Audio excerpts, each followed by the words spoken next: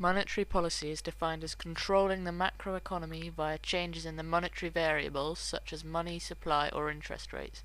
The government can use monetary supply to help meet its macroeconomic goals.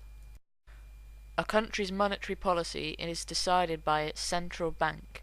In the UK, the Bank of England is the one in charge of setting interest rates and deciding monetary policy. The primary instrument of monetary policy is interest rates. When interest rates are lowered, saving money in banks is less attractive, so people spend more and are able to borrow at lower interest rates, increasing investment and consumption, therefore making aggregate demand shift to the right, as shown in the graph. As well as increasing GDP, this will also raise the price level, increasing inflation, something the Bank of England must be aware of, as inflation will also affect the real level of interest when people are saving their money.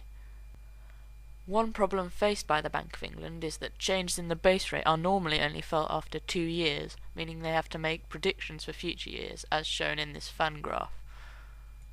Higher interest rates not only impact on consumer saving, but also affect mortgage rates, meaning that everyone on a variable rate mortgage will be paying more, and the average disposable income will fall, reducing aggregate demand.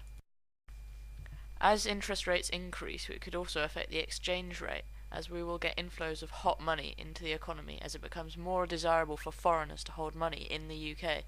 This increased demand for sterling would pour money into Britain, increasing the value of the pound, while making our exports less internationally competitive. When the pound is strong against other currencies, there are cheaper imports for consumers, lower production costs, and lower inflation. However, there will also be an increase in the trade deficit, slower economic growth, and it will impact on business confidence and investment. Should the economy be close to full employment but aggregate demand is continuing to increase, demand pull inflation may occur as the economy is operating at full capacity, and the Bank of England may want to raise interest rates at this point to reduce aggregate demand and relieve inflationary pressures. The money supply is the total amount of money in the economy, narrow and broad. The money authorities can inject money into the economy in a process known as quantitative easing, although this is normally only done when interest rates cannot be changed, for example when they are almost at zero and cannot go lower.